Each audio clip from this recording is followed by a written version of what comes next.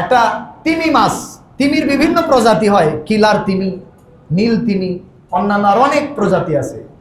তো নীল তিমি একটা কত বড় হয় সাইজে? 200 টন ওজন একটা নীল তিমির। 200 টন। 1 টন মানে 1000 কেজি। এক এক মাপে এক এক রকম, 1000 প্লাস, কোথাও একটু কম, 1000 কেজিতে হয় 1 টন। এরকম 200 টন ওজন একটা নীল তিমির। একটা নীল তিমির বাচ্চা, নবজাতক বাচ্চার ওজন 3 টন, 3000 কেজি।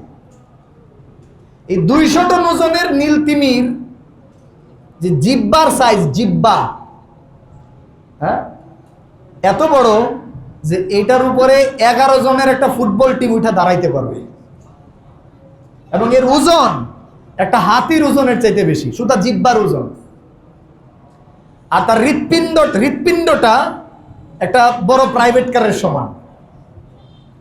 এই নীল তিমির খাবার কতটুকু লাগে জানেন? একবারে, মানে এক বেলা খাবার, ওয়াজবা ওয়াহিদা, মানে এক বেলা খাবার, একটা মিল কতটুকু?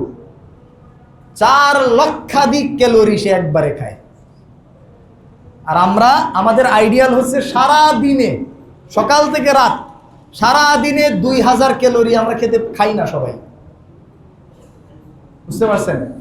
আচ্ছা ধরলাম 2000 ক্যালোরি করে খাই, তাহলে সারা দিনে 3 বেলা 4 বেলা 5 বেলা মিলাই আমরা যা খাই, এইরকম 200 মানুষ যা খাবে, 200 মানুষ সারা দিনে যা খাবে, একটা নীল তিমি একবারে সেটা খেয়ে ফেলে, একবারে।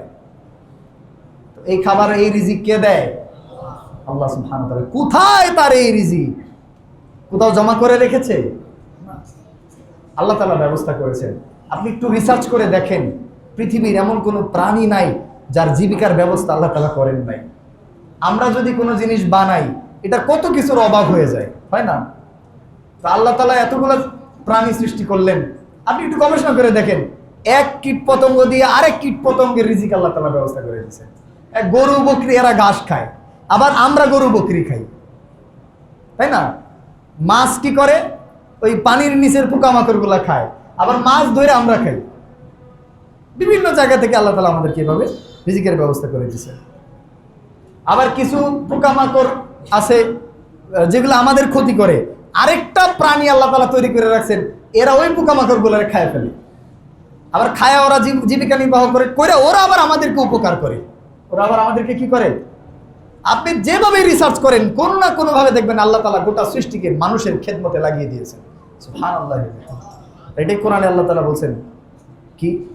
ওয়াল্লাযী খালাকা লাকুম মা ফিল আরদি জামিআ লাকুম লিমাসলাহাতিকুম। পৃথিবীর সব কিছুকে আল্লাহ তাআলা তোমাদের কল্যাণার্থে সৃষ্টি করেছেন। সুবহানাল্লাহ।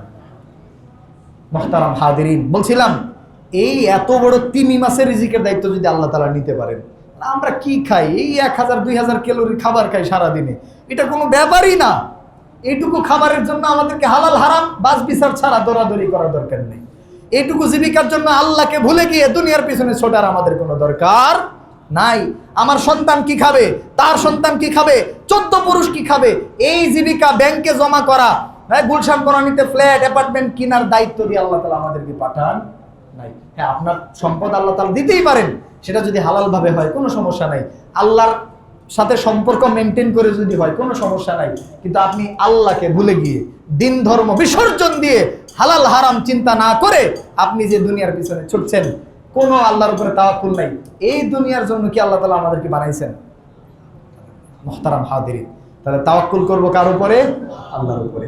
তাহলে তিমি মাছের রিজিকের ব্যবস্থা যে আল্লাহ করেন, সেই উড়ে বেড়ানো, ডালে ডালে ঘুরে বেড়ানো, সেই নাম না জানা পাখির রিজিকের ব্যবস্থা যে আল্লাহ করেছেন, আমার আপনার রিজিকের ব্যবস্থা আল্লাহ তাআলা করবেনই ইনশাআল্লাহ।